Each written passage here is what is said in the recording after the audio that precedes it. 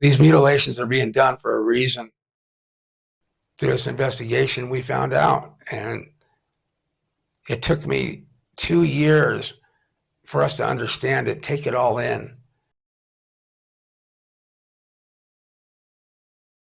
And what you're going to be hearing in the next couple hours, it's going to hit you hard, man. It's going to be like, but we had to learn this all in 2 years, so it's a little different.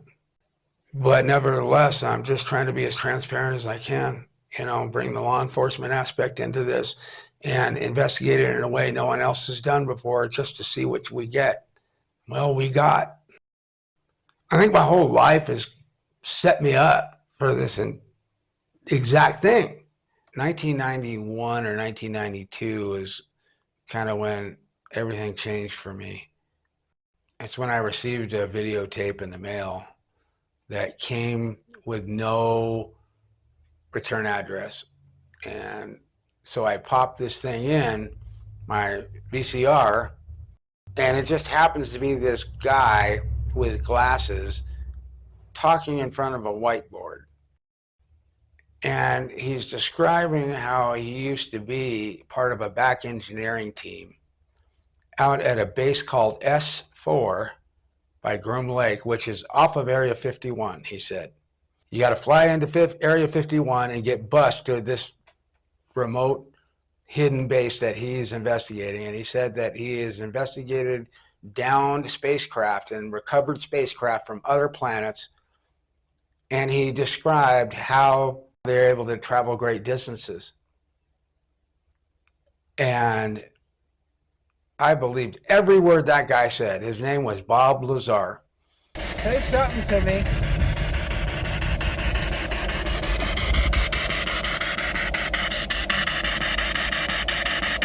Please talk to me.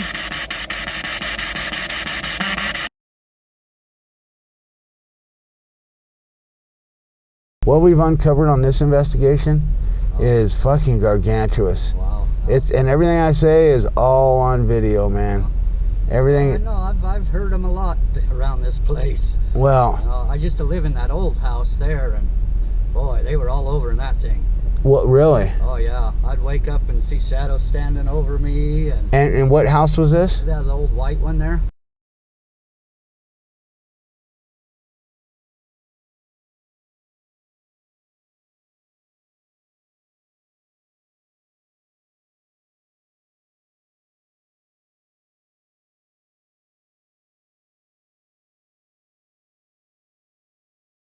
My name is Greg Feynman. I'm with UOR Investigations Paranormal.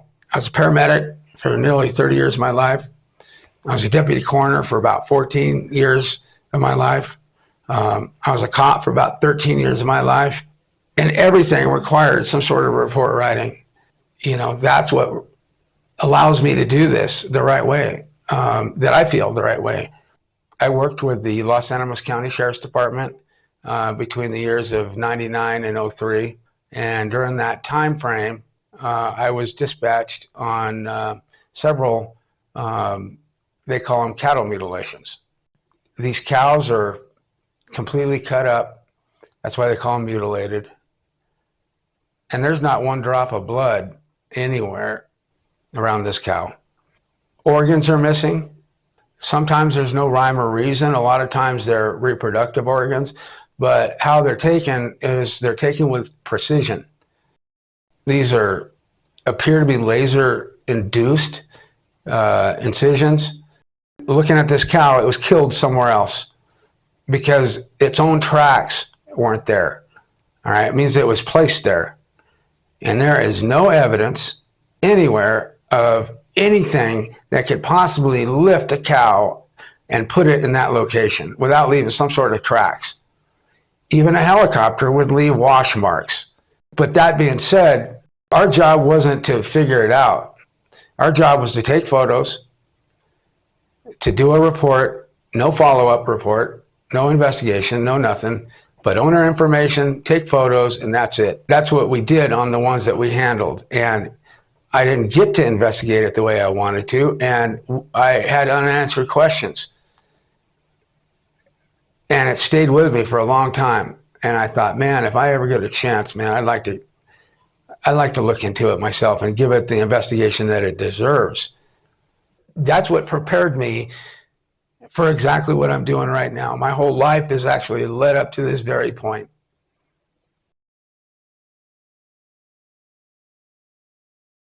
In 2008, I woke up overnight with rheumatoid arthritis, and 3 months from my diagnosis, I had to retire disabled with through my pension, and that was it for law enforcement for me in 2008.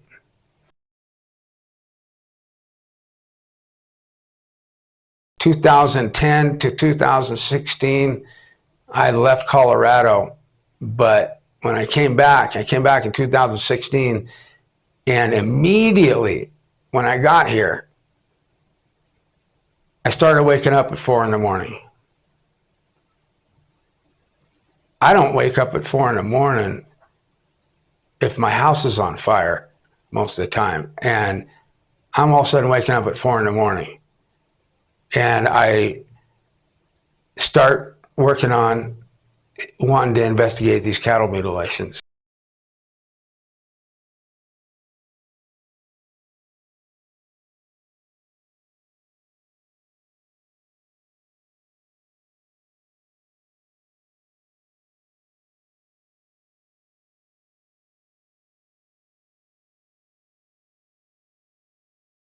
I had called around different cattle ranches asking if I can investigate their ranch.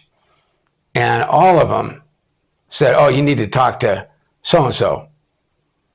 So I called that rancher and left a message, and he called me back the next morning at about 7 in the morning. Tom Miller, I've been in contact with, I've known for about 3 months now, and boy, he's got an interesting story.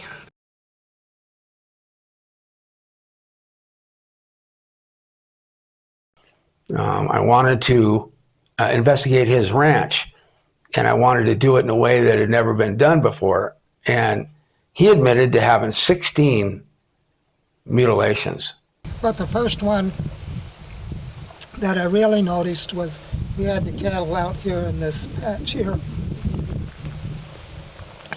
And we seen one laying down. And we went out there and it was dead. And I looked at it more, and that thing had, the eyes were gone, the tongue was gone, it had a hole in the rear end, and one ear was gone. And I just didn't know what happened, but it wasn't normal. That was in 1996.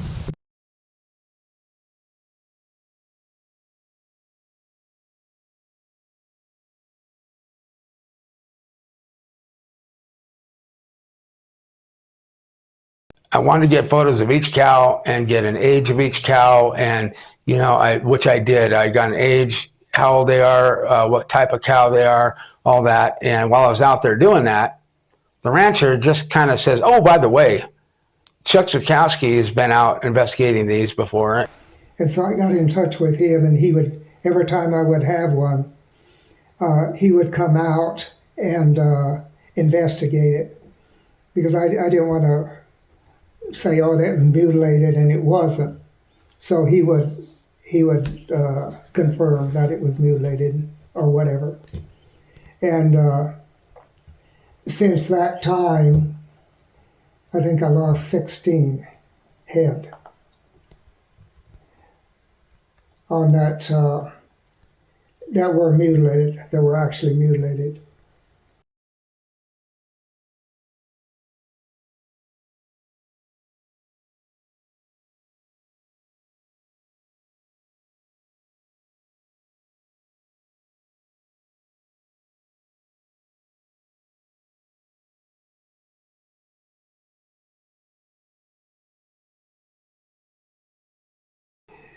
One other instance, I found 2 of them together, but one was, her back was broke and she was still alive. and the other one was laying right next to her, and it was completely mutilated. Now, here's the thing. There's a 1 mile stretch of highway that crosses this property that I didn't know about at first. And he said on that 1 mile stretch, prior to 2005, there's been 16 traffic accident related deaths. Now, when he said that, soon as he said that, that whole investigation to me changed. For being a mile and that many people being killed on a straight highway, that it just doesn't make sense.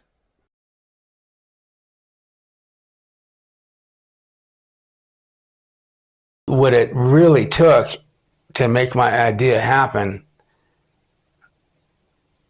was a person that had God-given abilities. That's how I wanted to investigate these differently than anyone else, these mutilations. I needed, not just wanted, needed someone that had abilities. I was given this number to a person that, they claimed had abilities, and I made that phone call.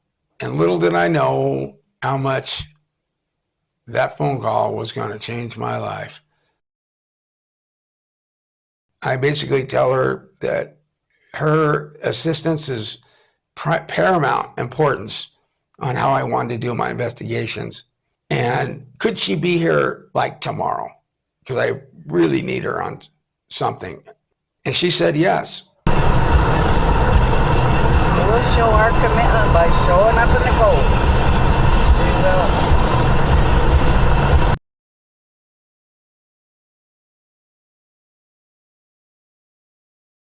Hi, my name is Susan Gutierrez. I actually go by Mama Sue though, and that comes from me having 3 children. My oldest daughter has always called me Mom, and my second daughter calls me Mother to this day, but she loves me. And my son always called me Mama. Well, my son has been gone since '05, and I was expressing about a year afterwards to just some of my daughter's friends that I missed hearing the Mama. And that's when my name began, Mama Sue. And she said that she's had these abilities ever since she was 2 years old. And she tucked them away until she was about 30. When I was a little girl, I can remember now, 3, 4 years old even, and my parents saying, "Susie, who are you talking to?" And I'd be like, "My friend," and because I would see spirits, and I would see them in their death state. And because it happened to me at a young age, I guess, it didn't bother me. It didn't scare me to see somebody with just half a face or their guts hanging out. It just didn't bother me, because to me that was normal. Well, my parents getting upset about it made me just say, okay, I'm not going to do it anymore. She is one of the most amazing people I've ever met in my entire life. We were going out one night, and it was cold, and Sue asked for some cold weather leggings, that I had, and so I went and I gave them to her, and she goes, I look at them. she goes, "Well, do these go on the inside or the outside?" I was like, oh man, how they go on the inside, gosh darn it, because I wanted to say, well, honey, they go on the outside, and then go up to the gas station to get our food, and her walking around like that would have been priceless, but I blew it. I was like, no, I better not, man. That's one thing about me. I am sincerely digging. I don't even try, okay? It just happens.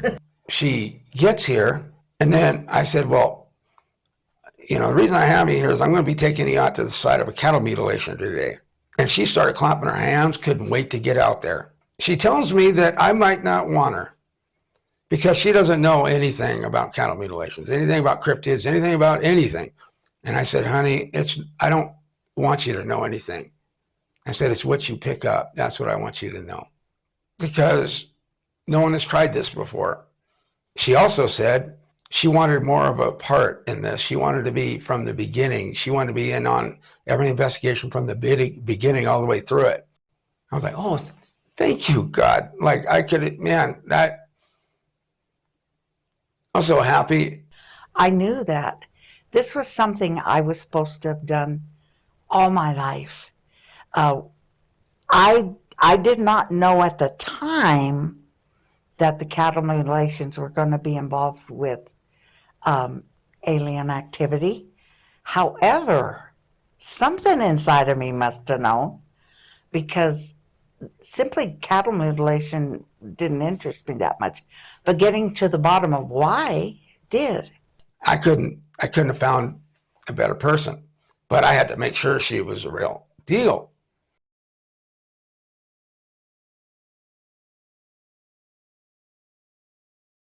So that being said, we get out there, we walk her down to the site where one occurred, where there was bones of the cow that was killed still there, spread out.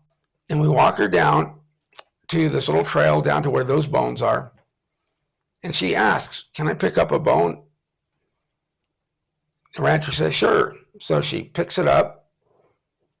I mean, the second she picked it up, her voice started quivering. She got goosebumps. These bones are from it. Oh boy, this cow was scared to death. Holy mackerel. I picked up a bone. Oh my heavens. The things that came into my mind, it was like I was seeing a movie in my mind, but I was there. I was a witness. My face, wow, I just got the weirdest rush through my whole face and head. I gotta admit, the very first time it shook me up. Ooh, that thing. The very first thing I picked up on was the cow's anxiety. I was crying for the cows, the way that they felt. They were scared to death.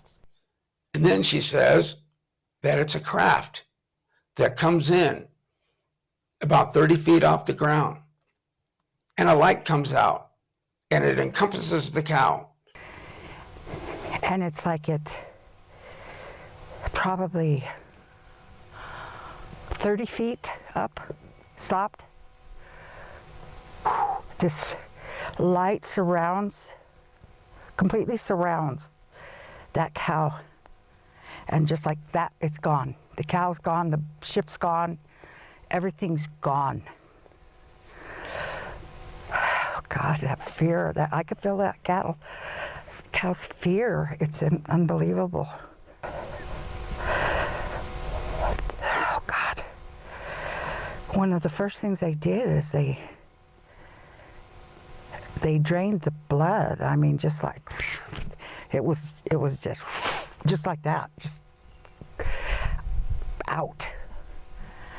And they think that they need to use that. They're trying to, oh my God, is that what's going on? They are trying to create life. She said what they're doing with the blood. Oh my God. Thinking that they can use bovine blood for something that would appear to be human, but it's not. It doesn't have a soul. What they create does not have souls. It can't, because these are, I don't know. It's the Greys. Clones? It's the Greys. They're clones. They're clones. Oh my God, no. Oh my God. They're actually taking people. They're taking people as well. You know, these children that go missing, even adults, that's where they're going, a good deal of them. And they are experimenting on them, trying to create life. They're just trying all kinds of crazy shit. Oh, the poor people, they're so afraid. They were so afraid. They're not alive. They're not alive now. Oh, Lord.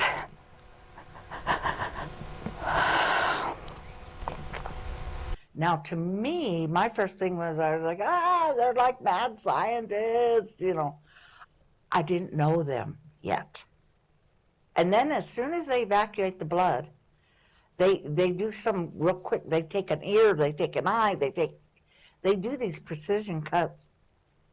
Then they drop the carcass from quite a height. And that was the first reading that we got.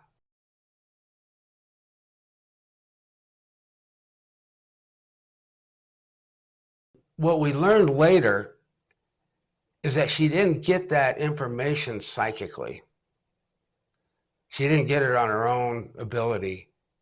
The information she got, it was given to her telepathically. She got it telepathically. And the difference between telepathic and psychic is psychic, you get it on your own. Telepathic, the information is being given to you. And that day, maybe even before that day, a link was established. We need to communicate with you. I'm asking you to communicate with me. Speak through me. You may use my mouth. Please come to us. Do you remember me? I know you remember Tom. I know that's why you come.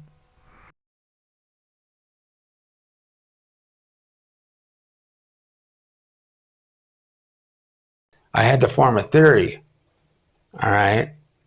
And the theory was I believed I could pick which cow would be next to be killed. And the reason being is because my experience, these cows have been marked prior to being killed. They're also testing high in radiation after they're killed.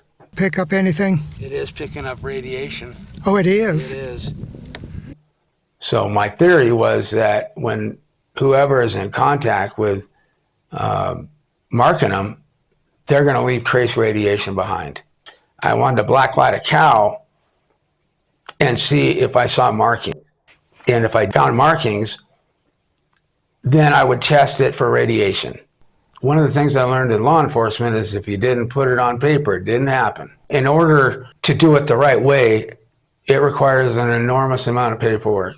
Every night that I go out to investigate, I'm going to need to fill out a report. If someone witnesses something, I need to give them a form to fill out. And so I made reports, I made follow-up reports, I made supplemental reports, forms, all done on the computer. I put everything in here that we've done. Yeah. And I was saying I have about 100 pages that I've typed, but I think I've got more, man. I think I underestimated because these are all since, and I've done it chronologically. That's why your cows are here, and I even started off, the information on your property, a little bit about what a cow is. It had to be done in a way that brought the law enforcement aspect into this, where it's nothing but the facts. The team, in order to build it, it required an enormous amount of equipment to buy, because you just don't know what you're going to fall into. So, I basically got all the equipment necessary to complete a paranormal investigation. Jeez. Never know when you're going to need one of these.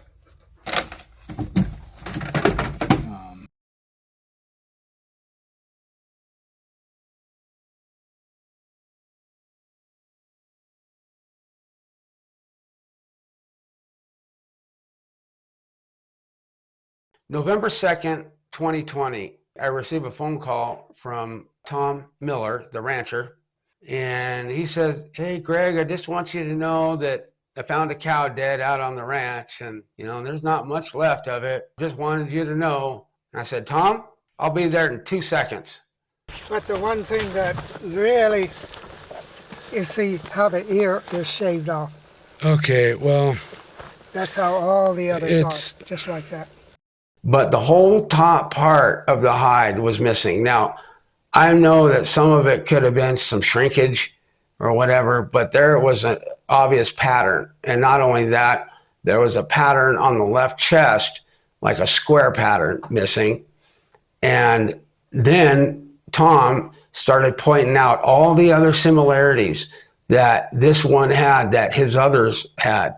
Most all the mutilated cattle that I found that I know are mutilated, they have this hole right here where they get into the like chest cavity. Okay, and not only that, but look at what's taken too. The same thing taken around the mouth.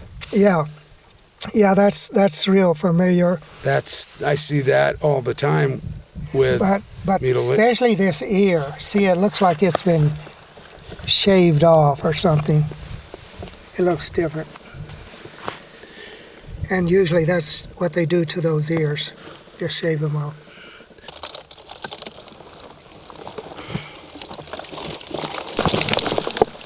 Man, it's been a while. Yeah, it's been a long. This Maybe is it was more than a month ago. Check this out. Check the indentation in the ground. That thing's indented. Yeah, it was, wasn't it? Kind of. Look at that, right there, man. It went down. Yeah, and the It's back, indented. It's all indented. especially here. Look at how Yeah. this is. Yeah. So that could be that it was dropped.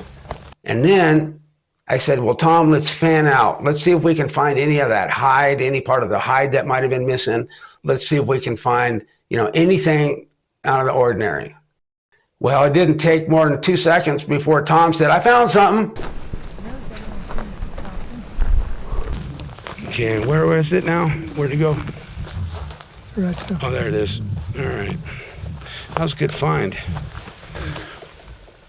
And the bone was in a U-shaped pattern that had holes on both sides of it. So I took it to a vet, and local vet here, and had him identify this bone. Almost looks like a pelvis. Is that, well, it's very small of a cow. It's only about that big. It almost looks like, I thought it was a hyoid bone. I've left it still out there. We had a mutilation the other day. So, Yeah, I anyways, would have to guess that she was probably pregnant and it's a pelvis. That is to so look at. interesting. Looking at that, that's what I would say. well, I thank you for your time. All right. Really, thank you, man. Sorry to bother you. That was all we found of that one calf, was the one bone. So that being said, I get Mama Sue out a couple days later.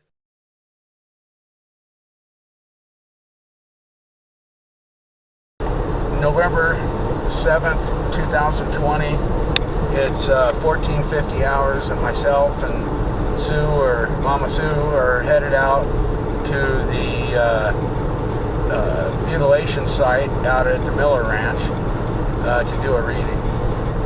And I'm going to be recovering a bone out there that is, we believe, to be a pelvis from an unborn calf, but it's yet to be positively identified. A veterinarian identified it rather quickly by a photo, but that's not good enough for me. I want positive identification on this bone.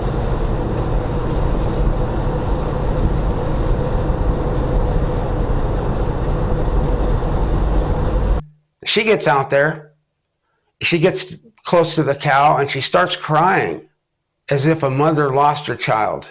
She was able to describe through the eyes of that cow what happened to it. She said that the clouds start rolling in, and when they start rolling in, they start coming in thick. The cows start getting really uptight and skittish. And she said that the cow, once the clouds came in, the cow looked up and saw lights coming through the clouds. And when they do, all the cows just scatter in every direction. And she was running away going, don't pick me, don't pick me, don't pick me, is what she was thinking. And then she got. And Sue is crying. I've never felt this before, she said, but all I can tell you is, just as I feel the spirit of a person, I feel the spirit of this cow, and it's mourning the loss of its unborn calf right now. And it made me think of cows completely different after that. And I got to say that there was a television crew that came out, and while they were out there, they put REM pods around that cow. And they put an EMF meter on top of that cow. And it started going off. The EMF meter started tripping, and one REM pod went off. Now, that could have been one of two things. It could be the spirit of that cow, that bovine that mourning the loss of its unborn calf, or it could be the spirit of a missing woman that we came in contact with on this ranch as well. And that's a whole nother story.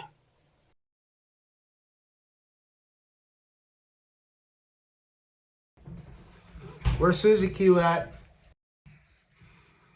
Where's Susie Q?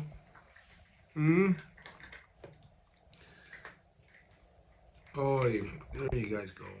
There you guys go. Beggars. Beggers, both of you. And where's Susie? Come here, Susie. Come here, Susie. Come here. Come here, honey. Here she comes. Come here. She even likes the treats too.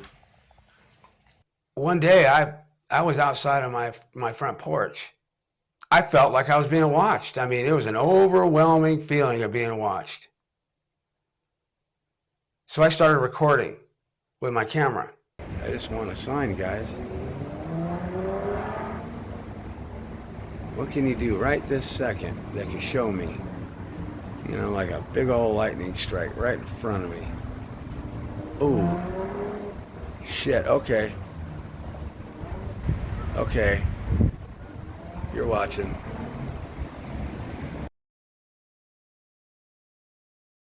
Big old lightning strike right in front of me.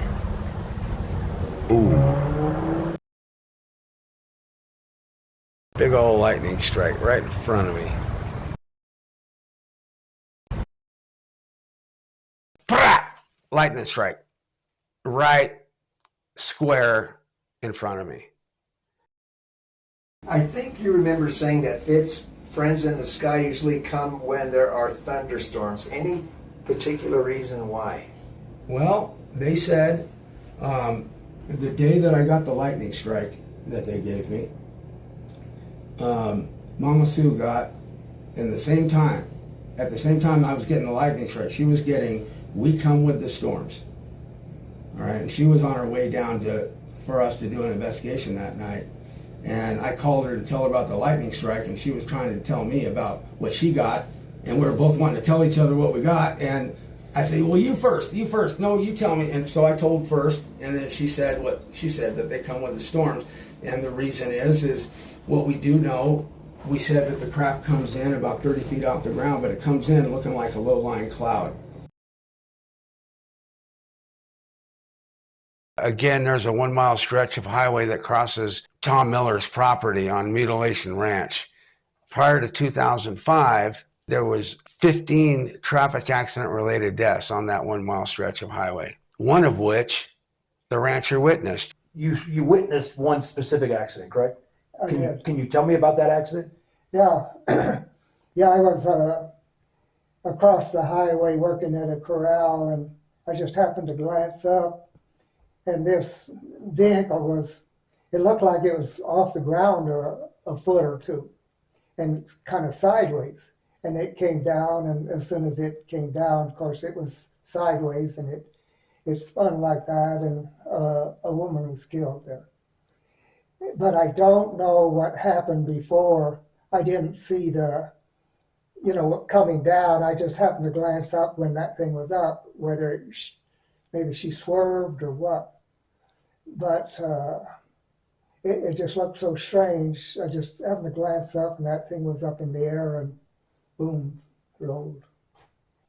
Because of that, I took Mama Sue to that location to just get a feel on what we might find out there. Mama Sue, about 2 minutes later, says, "Oh, I just saw something walk between me and you. I didn't get a good look at the man, but the woman I saw clearly. She was Hispanic, about 5'5", 5'8", wearing a cowboy hat, black hair." The day that I saw this young girl standing beside me, What'd you see now? the dark outline, the whole darkness, as though it was a real person, I kept asking her, "What is your name? What is your name? Can you give me your name?" Come on, use the energy. Use the energy. There it is. There it is. See? Oh, hello. Thank you for being so cooperative. She told me, Maria Elena, Maria Elena, Maria Elena. 3 times, just like that. So I assumed that was her name. Okay. Didn't get much more that night. About a month later goes by. I think it was June 24th. 2020, we went out there. Sue gets out and says, I'm getting some, but it's kind of weak. Do you have any questions you want to ask me?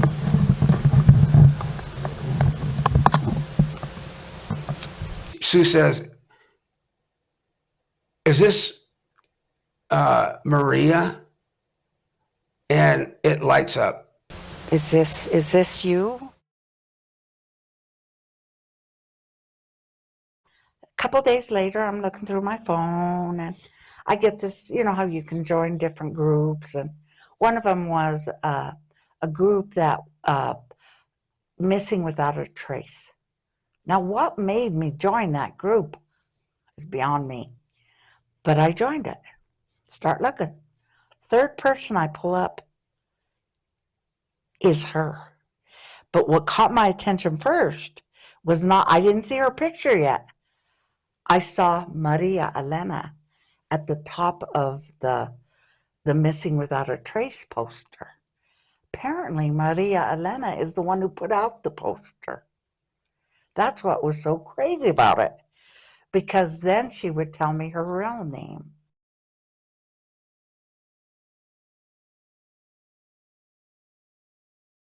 So we go back out to the site armed with that information.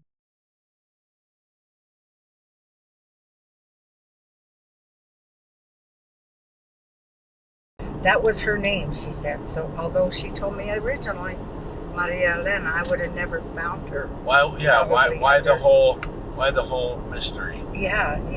Why couldn't you just say Monica? Yeah. Probably because we had to look into it. Maybe that's why. Maybe because it was listed as Maria Elena.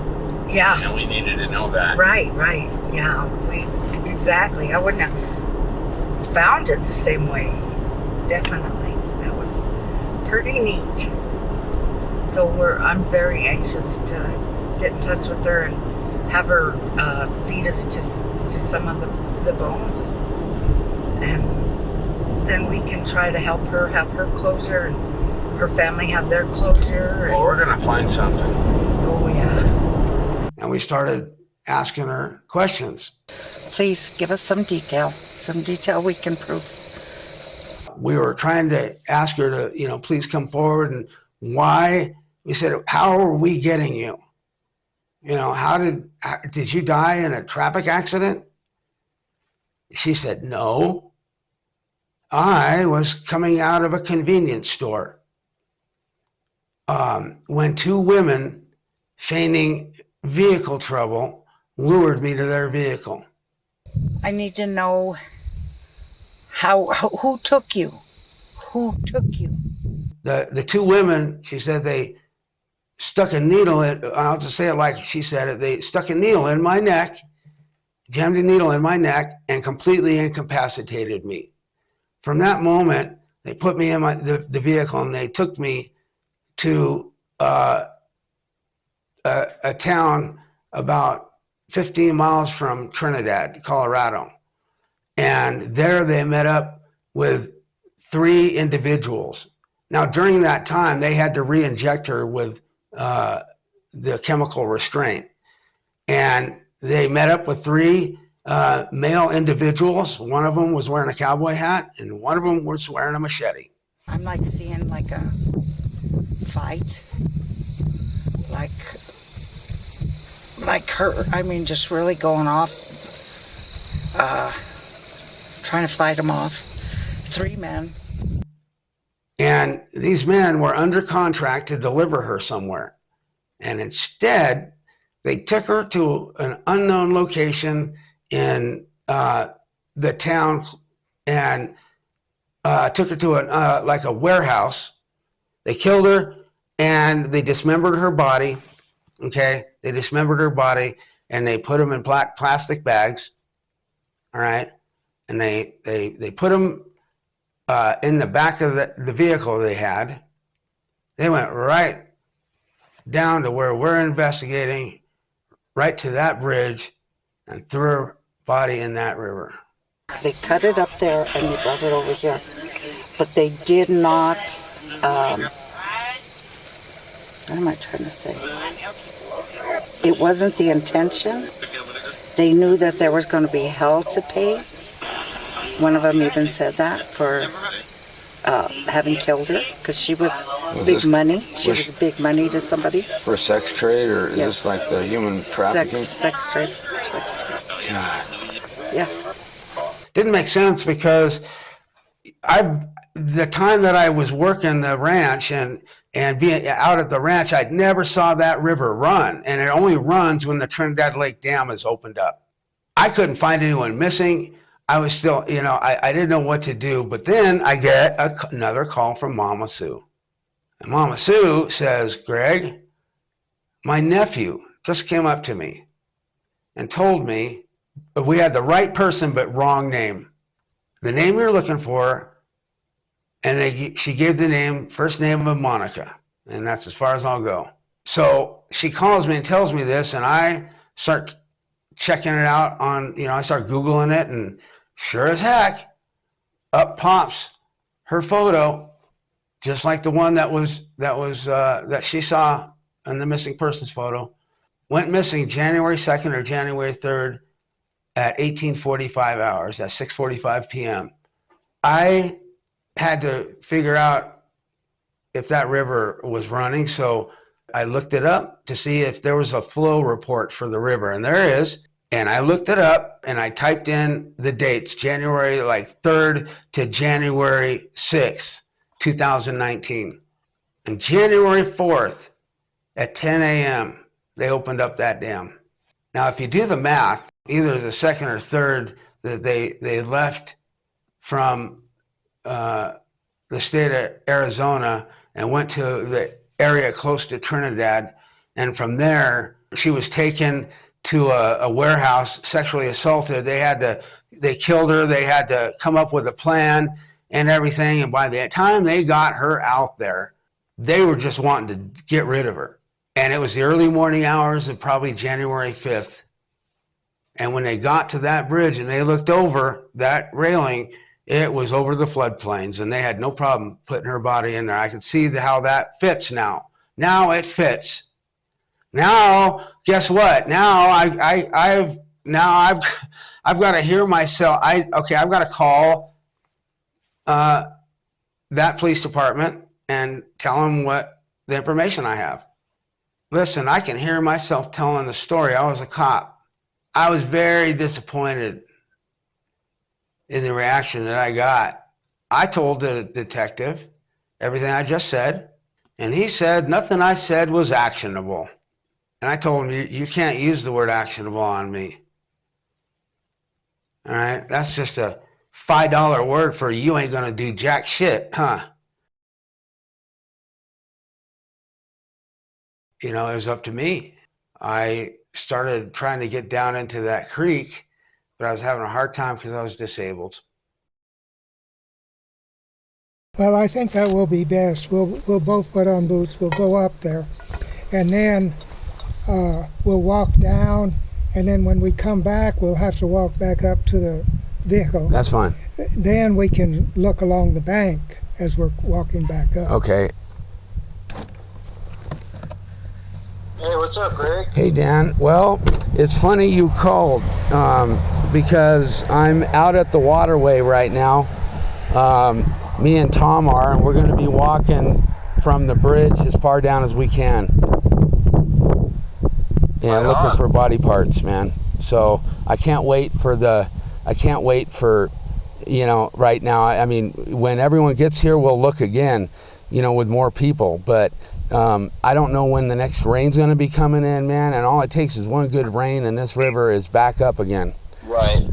And that's exactly what I was thinking when you were talking about a grid search. It's like, well, maybe just do an initial survey first, just down the river, because you might spot something just an initial survey, you know, before you actually do an actual grid search. Well, yeah, that's the thing. You know, I thought maybe it's as easy as just going down there, you know, and looking, because they're in trash bags, and we're talking about a whole body. My name is Dan Lindholm, and I've known Greg Feynman pretty much all my life. It's pretty amazing all the intersections that have happened throughout our lives. He has a similar field as I do, where he investigates Sasquatch. To about 10 years ago, I started this YouTube channel called Big Truth, and I got hooked up with Mr. Ed Brown. We were rolling, doing lots of interviews with famous people in the Bigfoot community. You know, a lot of people in the Bigfoot community are familiar with the name Big Truth. Because of the projects he was working on and stuff, I thought maybe I could talk to him and get some pointers or whatever, and I need some, you know, help. Matter of fact, one night we asked, Dan asked me, you know, next time you guys are out with Fitz, you know, talking to him, ask him if they're interdimensional. So next time we were out there, we asked him, and we didn't get a response right away, but we got a response later. Sue called me, and she said, Greg, we got an answer if they're interdimensional or not, and we also got a bonus answer. Yes, they are interdimensional, Fitz.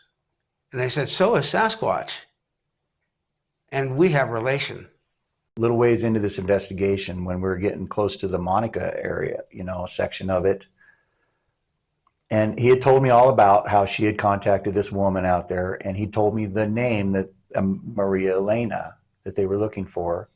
And for some reason, at work in Medford, Oregon, I stopped at the little corkboard where they'd hang, you know, for sale or, you know, lawn care or whatever signs. And there was a missing persons poster up there. And at the time, it caught my eye because I was wondering why the poster would even be like in Oregon, because it was so far away that where she disappeared from. But I thought, you know, maybe it's a national thing, or, I mean, for some reason it caught my eye, and I like read the whole thing. I read her name and age, and it like hit me like, you know, it was really sad that she had disappeared. And then he tells me that they know her body's in that river or in that riverbed, and that they are out there trying to find her body. And he decided to come down all the way from Oregon to help us look for a body to try to prove this. And it's Greg. It's my brother.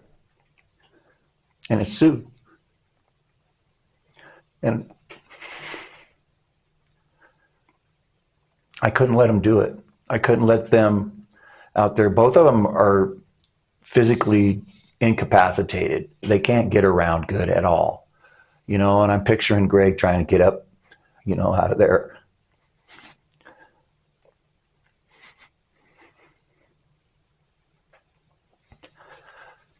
Anyway, I felt a need to come help him. So I made a plan, and I took some time off of work, and I came down here specifically to try to help him. Sorry.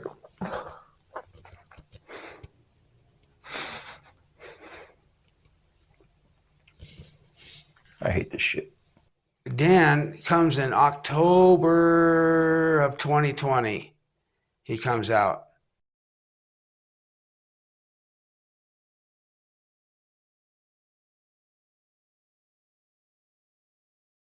You don't want it? It's good? I don't like bacon. You don't like bacon?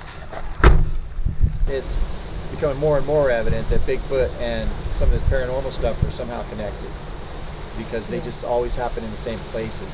Or it could be as simple as, like, if it is some kind of a portal that's involved, the Bigfoot is somehow just attracted naturally to the portal area, and then these other things are all happening because of the portal, you know. It's just wide open. You have there's theories everywhere. Nobody knows. Nobody knows, you know. That's what this is groundbreaking, because if we can create an environment where this psychic, it's undeniable what she can do with this murder case. If we can come up with a body, then her abilities are going to be at that point undeniable. That's right. And then when she tells people what she's learned about the aliens and that, it's gonna be substantial. It's gonna blow people's minds. It's gonna be a really big break thing. things open. Immediately when he gets here, we start having experiences. Greg takes me downstairs and starts showing me all of his equipment. And he's going through one and then the other, you know, showing me his cool like boom mics and all his different cameras. And he gets to an item that's called the portal. And it's a device that plays messages backwards, and the spirit supposedly can pick which one best represents their voice.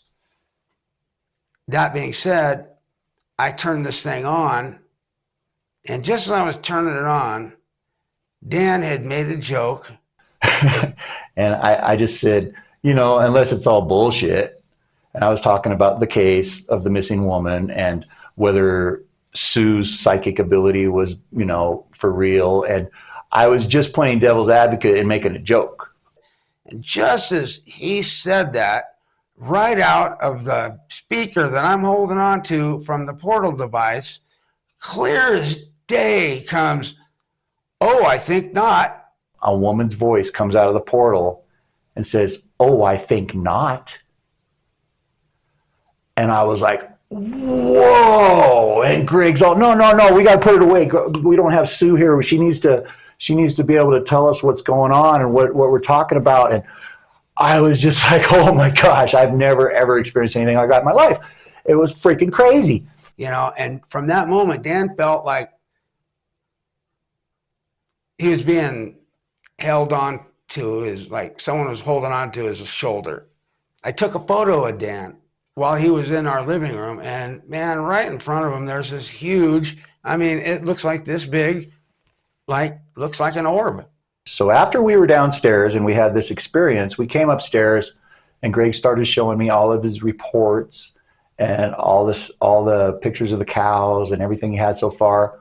And we came to the missing persons picture of Monica, and I was stunned because somehow, some way, that was the poster that I was looking at in Medford, Oregon, in the hallway at my work. Now, I don't know how that happened, but somehow I was given a heads up.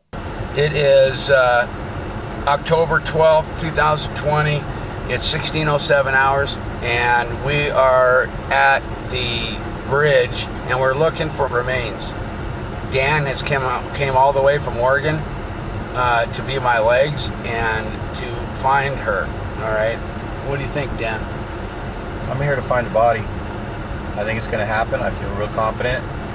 This waterway is not very wide right through here, and it's lined with trees. And I just have a real good feeling that I'm going to find something caught in those trees. And how do we know about this? It's psychic. And that's what all this investigation is based on. This is kind of a do or die moment to give this person who may have extraordinary powers true legitimacy if we find a body out here. All right, man.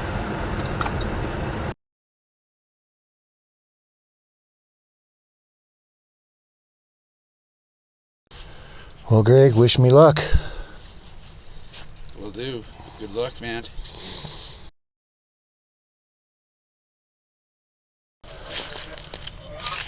Have we gone far enough, or did we go not far enough?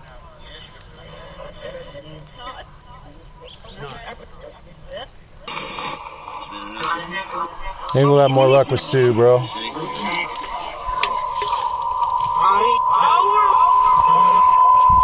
Big truth out.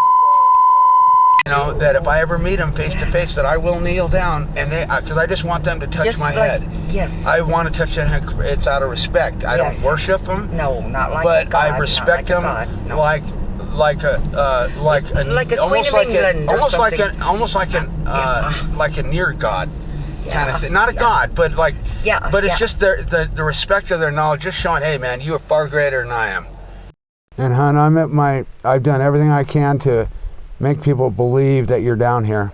Yes. You know, I've made all the authorities believe that you're down here, or that I've told them that you're down here, and you know the trouble I've been having trying to get help. And this is us. This is help. This is it. I am the help. Help me. Help Yeah. me, help you. Yes. That's all we want. You know, we just want to help you so bad. So bad. Here's the thing. Just because we find a body part, I mean, she can cross over whenever she wants. Oh yeah, I mean, there's doesn't mean no. she has to go there. Yeah. It just Yeah. it would just help us to get put her family at ease. I mean, you don't have to cross until you're good and ready, girl. I will be available to you anytime that you come to me and let me know that that's what you want to do. There she is. Hey, baby. Okay. Thank you, honey. Come a little Monica. harder. Grab it a little more. Give me a hug. I'm sorry, hon. I'll back off. It stopped. Oh yeah. Greg, oh, thank you. Thank you, honey. That was awesome. Yes, that Hon, was. I'll back off. Hon, I'm sorry. I'm so proud of you for That was doing awesome. that for us. Thank you. Thank you. She was just showing us that she understands what you're saying. That Yes. she gets it. Yes. She gets Yes. it. That was awesome. Yes. Praise. All of a sudden, I just saw God, thank flashing underneath my eyes down there. I looked down and it's just flashing you. away. Yeah. It wasn't even like solid. It was just like flashing. Yes. Yes. Hon, thank you. Thank you, honey. That's what we Thank asked her you. for, and she did it. Thank you. Thank you, Kika. You know, I'll sleep better tonight. Me too. All right, because I know you're with us. Yes. And we're going to find you. I'm looking Gonna forward to find spending you, some honey. time with you tomorrow, Kika. And we're going to find you. Yay. Hon. Yay. This Take is a almost nice over little for walk you. together. And I never thought that maybe you didn't want to cross yet. But honey, that doesn't mean you have to go. I'm so glad you thought of that, Greg. It's sad what happened, but what's waiting for you is so superior. Hey. I mean, whew, there she is. Yay, girl. Right on, girl. Right on. You're such a good girl. You're such a good girl. Thank you, honey. Oh, I can feel you on my shoulder. Yeah, see? She likes men of your height. Yeah, she's very attracted to you because one thing, your height. Other things as well, I'm sure, but you're just the right to drape herself. She was about 5'5". So. Should I turn off the camera, Greg? Huh? Should I turn off the big camera? Yeah, go ahead and just stop it or whatever, yeah.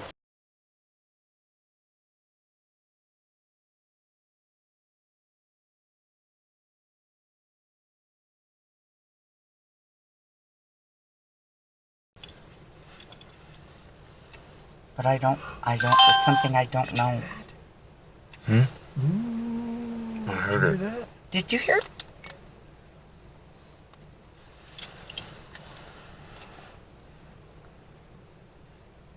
We may be getting our Bigfoot experience, guys. We may, because I asked for it, honey. I asked for it. There's Bigfoot in Colorado. It's not like Are there known to be Yes. here? Okay. I wasn't expecting Bigfoot out here, but when I heard those big footsteps, you guys, that's totally where my mind That went. was, yeah. I wish I'd have heard it. All I could hear was the heater. It didn't sound like elk because they move with 4 feet. Right. It sounded like bipedal. Bipedal. And it I couldn't do have been know. more than like 30, 40 feet behind the car. And I do believe that somehow the spirits and Bigfoot and our friends, they're all related somehow. I don't know what. We were just talking about that today. Yeah, I don't know what it is, but they are. I know that. It's becoming more and more evident that Bigfoot and some of this paranormal stuff are somehow connected. So you really do sense something? I that do. You don't I feel, do. that you don't know? I don't know what it is. It's something different than anything I've ever seen. But, and it's a master at hiding.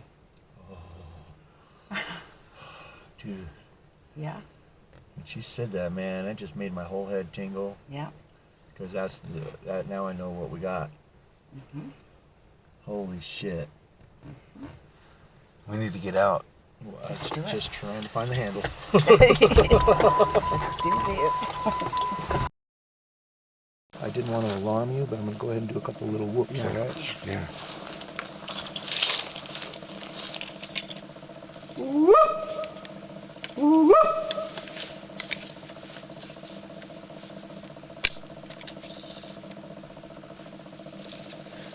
I think they're too close to give a whoop back. Yeah. So we would just like to hang out with you, you know? We want to be your friend. Let's get back in the vehicle and just see if it happens again. Let's do it, because it's cold out here. I got one thing. It asked me, who are you? How do I answer that? Huh? Your friends. Your we are friends? friends, yes. We're friends. In fact, I think our mutual friends may have arranged this. So please, feel free to step forward. I'd like to know what you would want us to call you.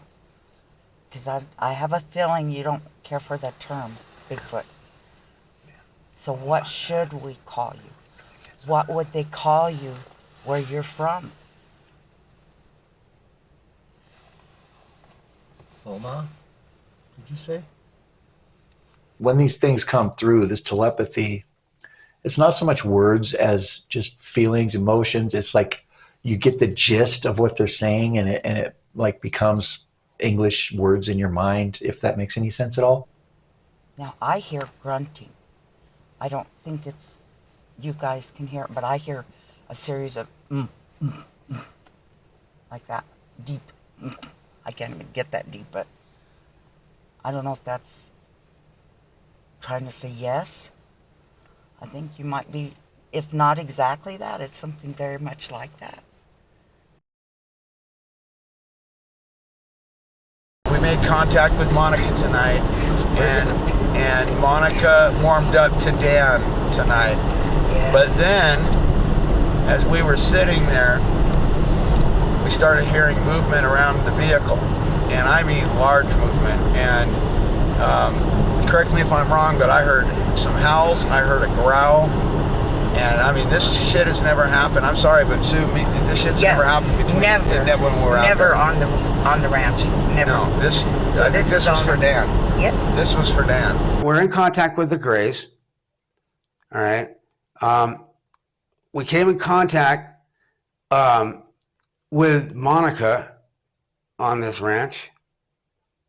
And now we're coming in contact with Sasquatch on this ranch.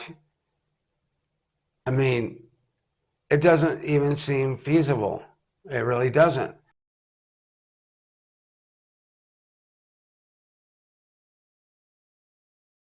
So Greg and I are actually in contact with the family of 5 Oma. What we're getting is there's one male adult, one female adult, one juvenile around 17 or 18, and 2 about 6 and 8 years old. We were told at one point that the father was 1,000 years in our 1,000 of our years. Now, time is different places, but I don't care how you shake it up. That's a lot of years. So we started gifting Oma in October of 2020.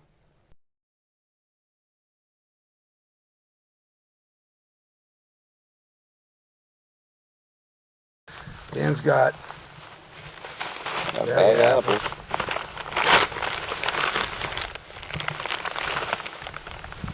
I'm gonna go down here and deploy them.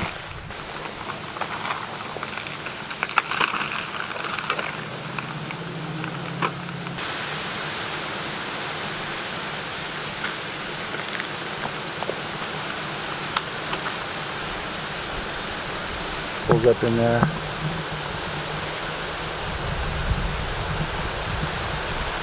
All right, here we are. Hello. At the place. Gonna go check the apples that we just put out here a couple hours ago. Just, you know, odds are they haven't done nothing here, but thought we'd just give it a check. Let's see. Oh, they're still here. They're still here. Like I had said, we haven't given them hardly any time at all. I only put them out here a couple hours ago. We started gifting, and we would go out to the ranch and we would ask them if they took the apples, and they said no. And I'd go into the gifting area, I'd throw the old apples away because they'd still be there. And I'd throw them away and I'd put in new apples. And this went on till about December. Dan said that it could take up to 2 years for them to start taking our gifts. Okay, it's Greg Feynman with UR Investigations. I'm here at the Waterway, and I'm here to gift apples to Oma. All right, I got 9 apples. I spent a lot of time making sure I got the best apples. I washed them. Spent about 5 to 10 minutes on each apple, washing them and taking care of them, and really putting love into them, because I hope they sense that, because I really want them to feel that I took extra care in picking the right apples, and that I inspected each one.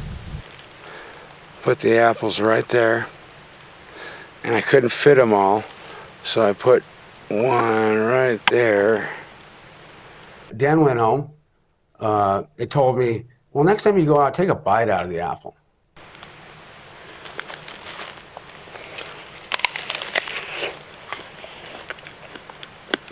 Oma! Oma!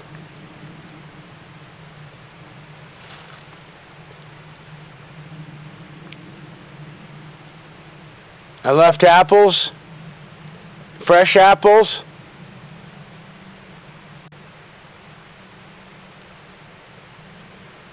I love you guys. And I'd only give you good apples. I took time making sure they were the perfect apples. And at first they wouldn't take the apples. At first they didn't, I don't know, they probably just weren't sure. But then after Greg took a bite out of one, it was like, well, I guess it's on. Give me a good experience with Oma today, Lord. I ask all this in your name, and I pray. Oh, one other thing, Lord. Please fill my friends in the sky, fill their love, their hearts and their bodies with the love that I know you can give, Lord. Please do that for me. They deserve it. I'm here to gift apples, and I'm going to play some music for them and just see what happens. And I'm not expecting anything really magical to happen today. I just want to gift them apples. I was supposed to do it earlier, and I haven't, and not been feeling up to it, and so now I'm here. So I'm going to leave everything recording. So I went into the gifting area, and there was no apples. Going down there right now.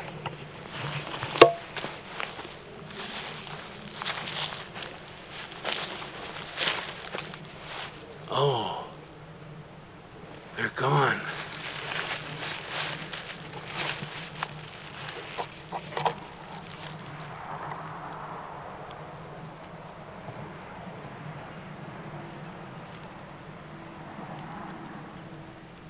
There's nothing there.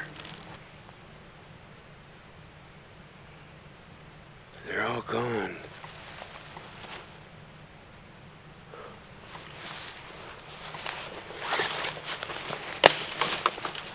Even those.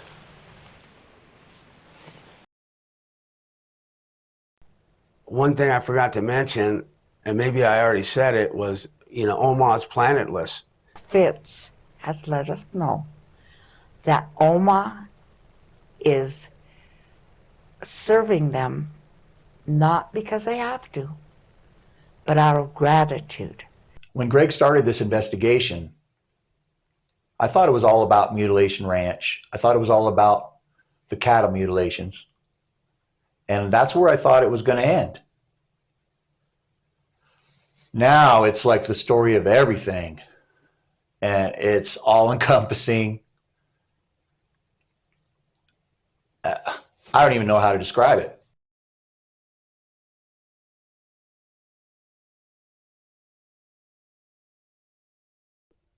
I don't think there's one particular like person that we're in contact with as much as it is the race that we're in contact with. That's what it's led to is where we're at right now. Mm-hmm. And I'm just trying to find my place in this.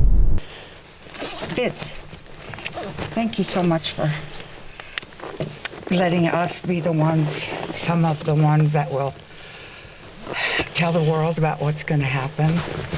So Fitz stands for Friends in the Sky. They are good. They are the tall grays.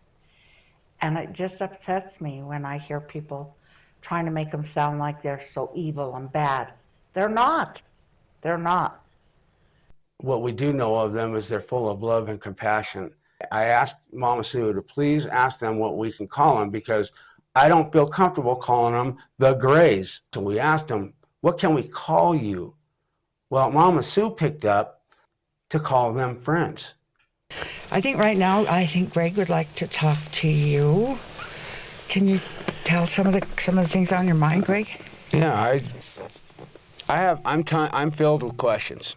I put all my faith in you, but I could really use like a little verbal hug, you know, saying that I'm doing the right thing, that we're on the right track, that, you know, I think about this day and night. It doesn't stop for me. It's in my dreams and it's, you know, in my waking moments.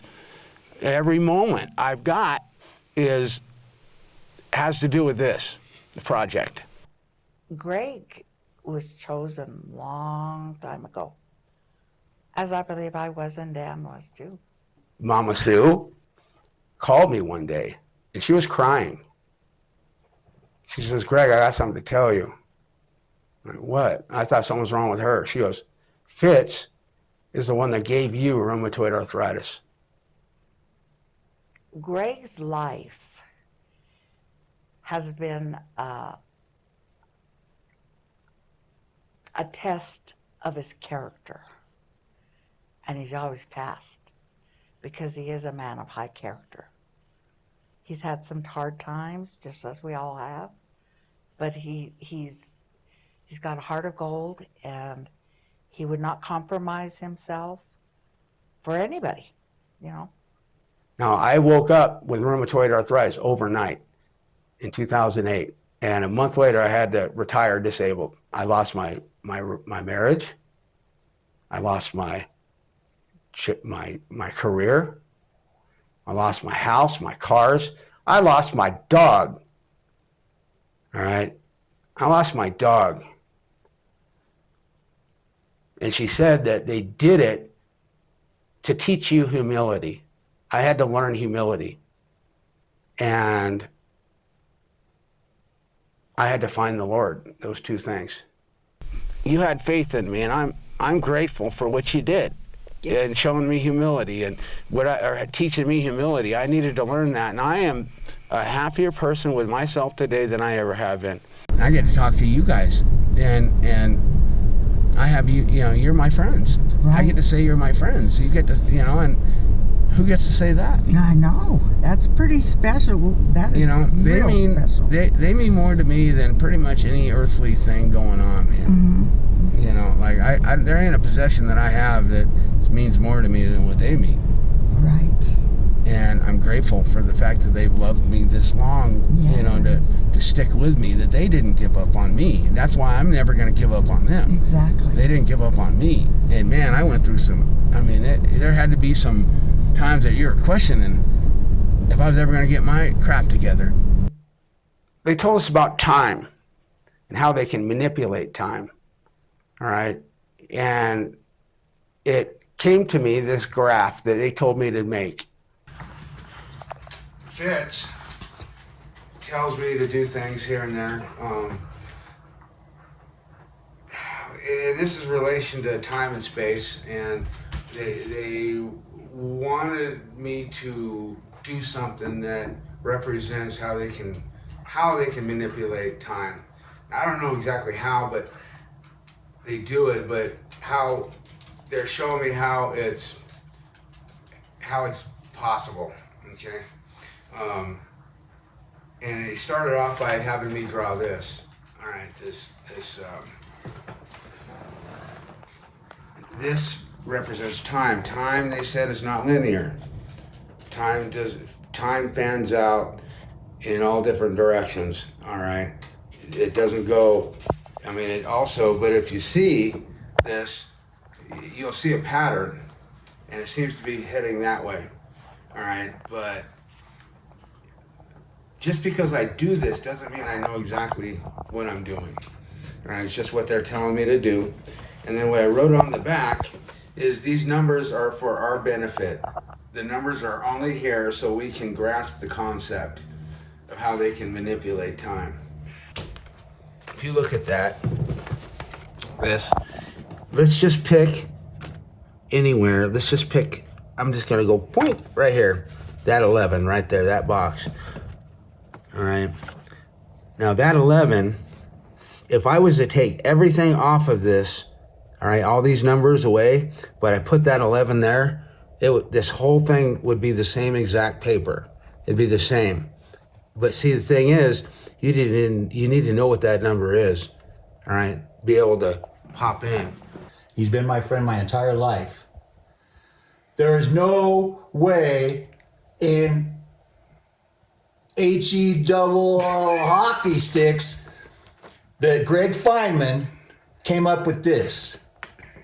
There's just no way. There's no way. This is really complicated. So what you're saying is, I'm just saying this came Greg from was never somewhere really else. known for his like, hey, let's talk about math. Yeah. No. And I'm just saying that, I mean, I don't think anybody that I know could have come up with this, but most especially Greg Feynman would not have come up with this. This came from somewhere else. I can vouch for that. They said that. Guaranteed. They said that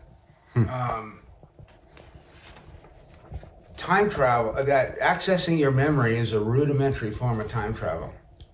Right. And that time travel is accessing the Earth's recordings. And we know that the Earth records because there's such thing as a residual haunting.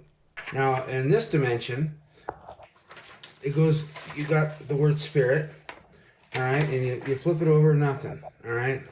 Well, let's say you record something with a little more emotion, a little more anger, a little more, I don't know what it is, maybe anger or emotion or whatever it is, but whatever it does, it embeds it in more, and when it does, you turn it around, you can actually see it bleeding through. And it's bleeding through not only this way, but in a mirror image. And it's just barely able to seep through. You're able to see it just a little bit. And that's how a residual haunting works. You know, but it's all because the Earth records everything. And I don't know this stuff. This is what they're telling me. And when they take me, all right, what they're able to do is break into my dimension, all right, our dimension, and take me into theirs. When they put me back in the same second that they took me, all right, because they're not coming from our time.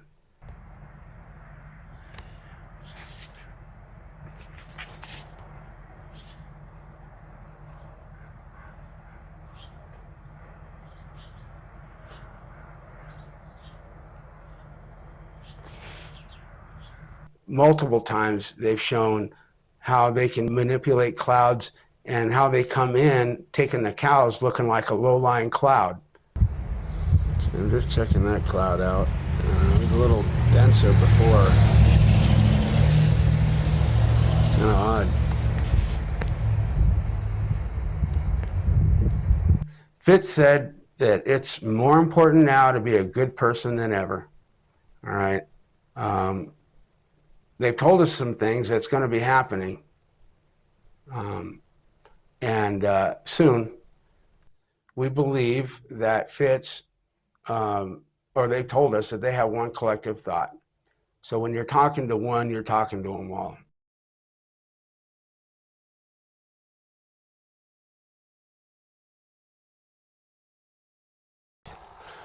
So in September of 2020, Fitz spilled the beans on the cattle mutilations. And that's when they told us that, OMA is the ones that choose which bovine is next to be killed. Well, that being said, we were on top of cloud nine, me and Sue, that they told us that. And we asked them, we went out the next night to investigate, talk to them, and they told us why they're doing the cattle mutilations.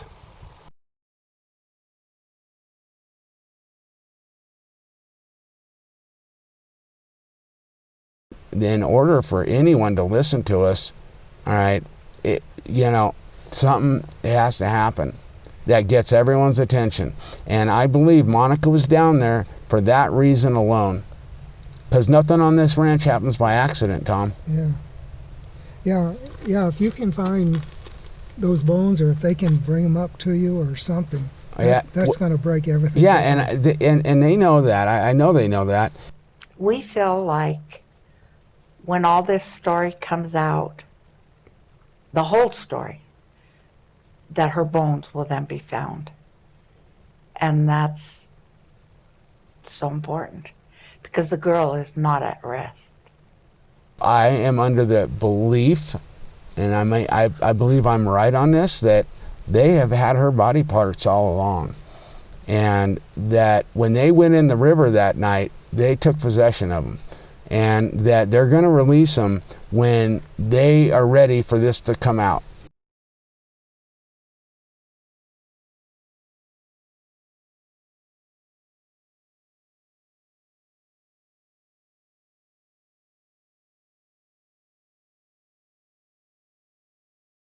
She's here to vindicate you. Yes. Okay, but we don't. So we got to ask our friends when is her body going to turn up? Am I on the right track? Do I need to keep going looking for answers? Because everywhere I'm going is turning up snake eyes. We're not here to solve her murder. No. I know we're not here to cross her over. I know that we're here, all right, for this message, and that Kika's role is to vindicate you. Yes. We know we're learning what our role is. But what is our role? Why are you telling us? What are we going to do about it? Exactly. How are people going to listen to us if we can't even get people close to us to give a shit about what we're doing? People won't listen to us. But with Kika's body turning up, yes. You know darn well this is going to go nationwide if her body turns up. Yes. Just please. And when are they going to give us visual confirmation? Yes. Ask that. Oh boy, that's a biggie. We want so much to see you. We want so much. And it's not we. All right, if we're going to get this message out, we have to have the best UFO footage ever. Of them in the sky, and that we have contact with them. That's right. We got to do that. Yeah. If they want this message out, that has to happen. Yes. And it's not because I know they're here. I don't need that, but people need to see it, and they know that people are going to need to see it, and they're going to be asking us questions. Yes, they can believe. They can believe because if it's coming from me, it's believable. I think my battery died. So we all got here. We're here to film this documentary and try to tell Greg's story from beginning to end. Well, there is no end yet, from beginning till now. And the other night we had to do an impromptu investigation right here inside the house. We weren't planning on it. I took Sue over to the computer to show her a video I had taken just a couple days prior when Greg and I were the only ones here. We went out to Mutilation Ranch and we had some activity where Monica had our K2 meter going off, and we just wanted to show that footage to Sue. So we're over there, and Sue and I both at the same time started getting dizzy and disoriented.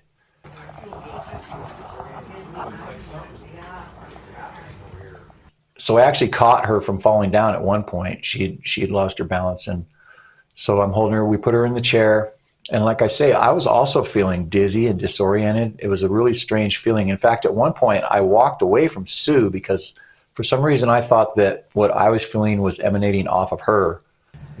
Weird. I don't like it. I don't like it. And they, I feel like I did have a vision. Do you need something to drink? I had a vision before coming here Your hands are shaking. of a different type of an alien that looked like a bug. It looked like a bug. I don't know how else You to had a explain vision it. of like an alien tribe, but it had eyes that were up here, like detached, but up here. Does that make sense? Is there something like that? Have they seen something? Like an insect. It looked like an insect. Oh, sorry. I don't know that means anything. I'm just saying, why I had that vision, I don't know. I feel like I need to get away from Sue for a second. Just Yeah. And I'm scared to stand up because I'm so unstable right now. It's not changing it though. And this caused some alarm with everybody in the house, and we went ahead and pulled out the equipment. We got the spirit box out, and we're listening to it. And whatever was here, kind of aggressive, kind of abrasive. Right.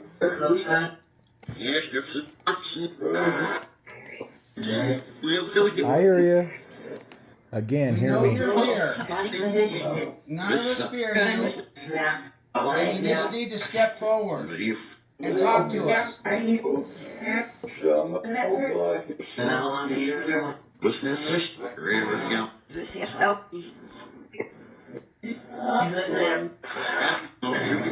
I can hear him say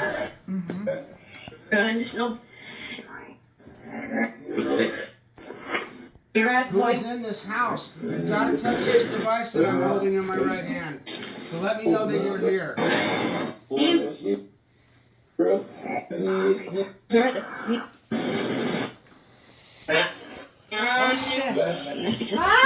What's up? What's up? Oh my God.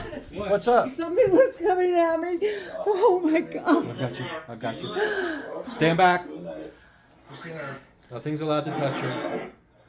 It ran at me. And it had red eyes. We've got you. Please, dear Lord. Protect us, Father God, with this. And Sue was attacked by something that came flying out of the corner and through the living room and into the dining area where Sue was. And Sue turned with horror on her face. She says, "Oh shit." And she turns and runs into Ryan's arms over in the hallway. And Ryan caught something with his camera when he flipped around to catch her.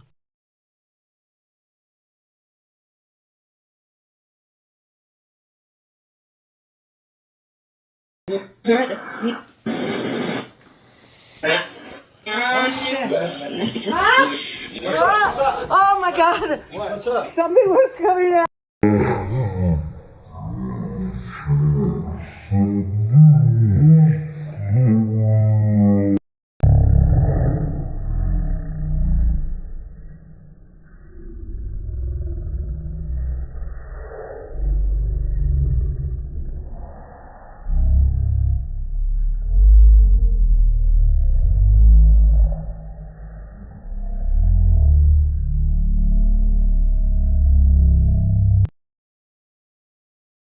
Well, as my buddy Ed says, I don't put much credence into orbs generally.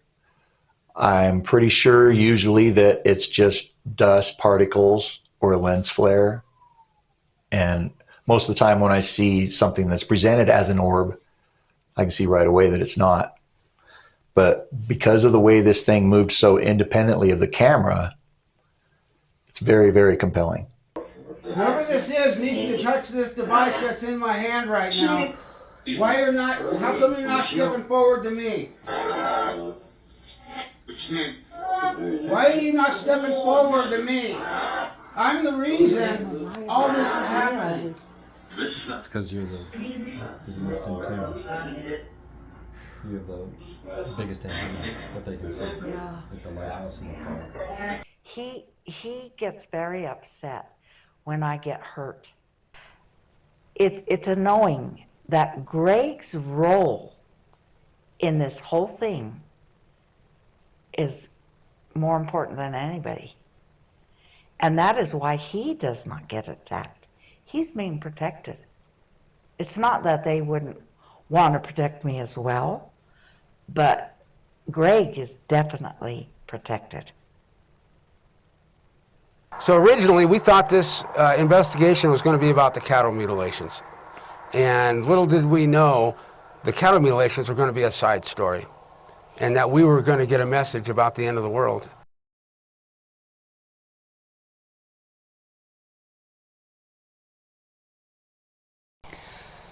When I first found out, I just want to throw this in there, that the world was coming to an end, I did go into a state of depression for about a month. I did not leave my home. I did not speak to anybody. I was just like, why would you tell me this? But I believe that ultimately the reason I'm involved was to help Greg get to the point that he is at now with finding out about his own abilities. He's able to communicate directly with Fitz through telepathy. And I think that was really my main job here. And I'm glad to do it. And I haven't, to be honest with you, I don't know what my job is, but they told me to study the Bible because I'm going to need to know it. And since then, I've gotten ordained as a minister.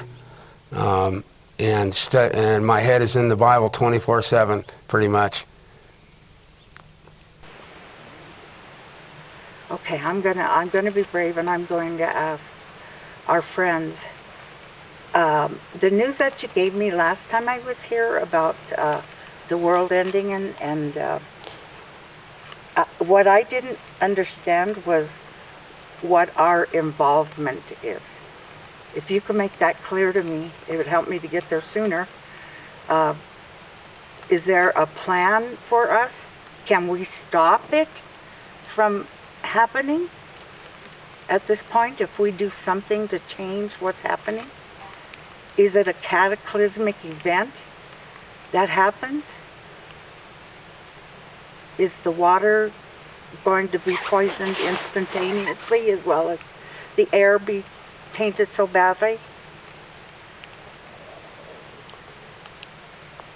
We'll lose the quality of air soon. That's all they're saying, soon. So what does that mean? What's going to happen that's going to make our air tainted?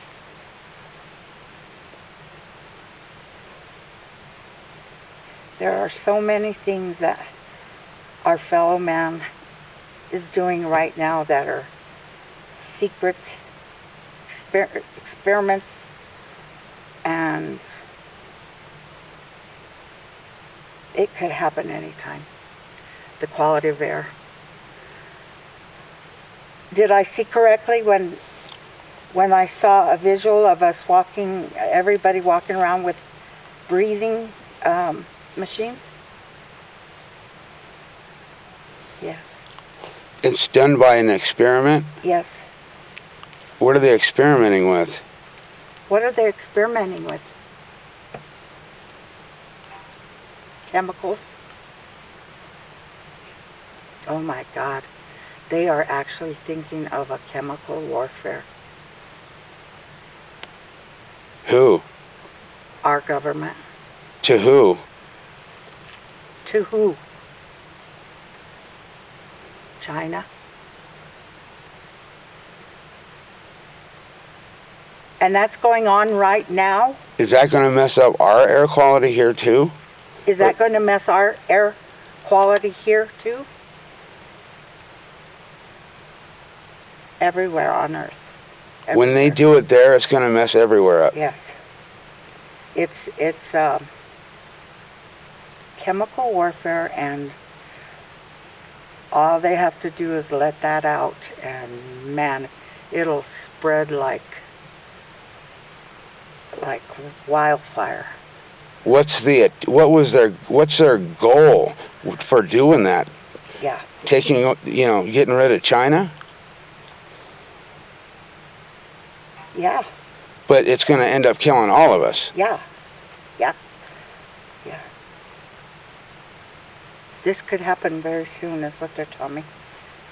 Anything? Just tell them. That's fine. Tell them what you got when they said the world's going to end, and then they stopped giving us information. So they give us this, and they give us this information in 2 separate investigations. The first night they said the world's going to end as we know it. Life will be over as we know it. It's over. And then they soon. went on to tell me that the world was going to implode, and they gave me a visual, and I mean, it shook me up, something terrible. The actual earth as a ball like this will then be like a crumpled piece of paper with nothing being able to live on the earth again. And it is biblical that the earth will be destroyed. So when they told us that, I said, well, what's our job then? What do we do? Do we tell people? No. Tell the right people. Tell them what? Well, tell them that to get right with God, to develop a personal relationship with Jesus Christ, because that's only going to save them. And I said, well, what am I for? I mean, what you said you chose me for this. For this? They said, no, you're for later. You're for later. And after this event. That's about all they've told us so far as what Greg's part will be, but it's big. And they also told Sue to tell me that they're going to make it up to me for getting me sick. They told Sue, and they not only told her, they showed her. They took her, and they took me one night. Again, they've taken us a couple times together, and they showed Mama Sue the body that I'm going to be going in, that they're going to be putting me in. And she said it was biological, that she got to touch it. And she said, but when she touched it, she could feel that it was skin, like it was real skin, but that under the skin it felt mechanical, so to speak. And she said they're going to be putting me in that body.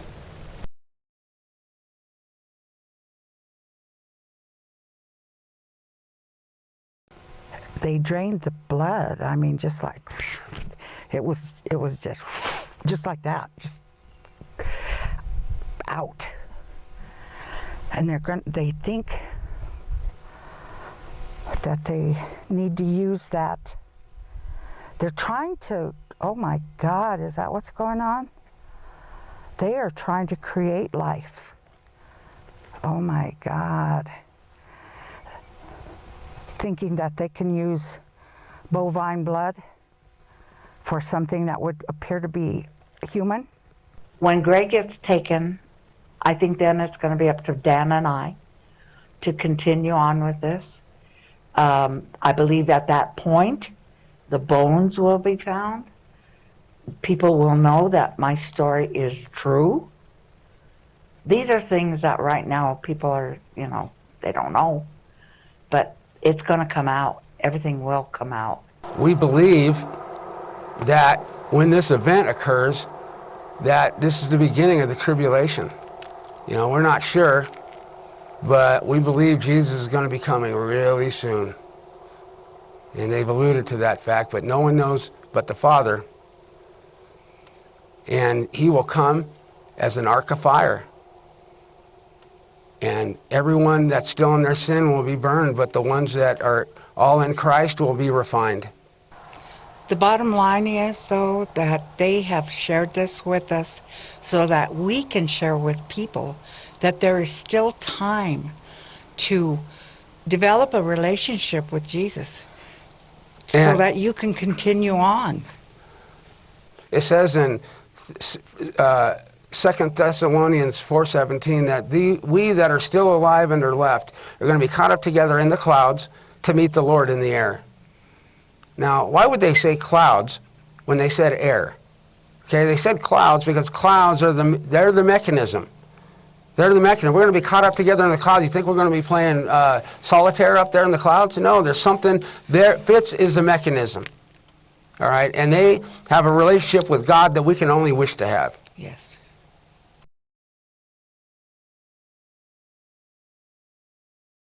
There's still time to get right with God.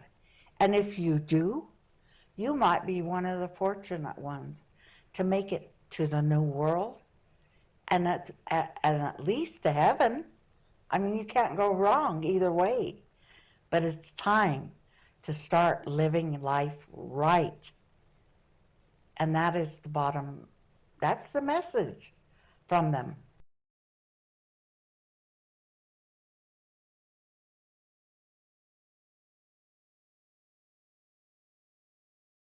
Well, what is needed is we have to go back to Colorado and we have to find Monica's remains.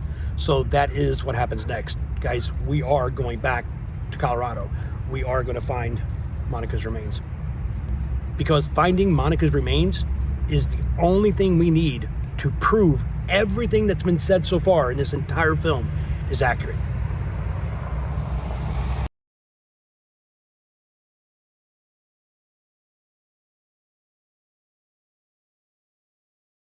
Been to the ER a couple times, and they said that she's got a really high ammonia content in her body, and they said that's because her liver is failing.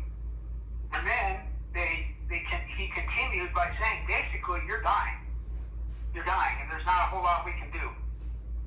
And Sue thinks she might have 6 months, maybe a year, but there's no actual prognosis of a time, but just said that she's dying.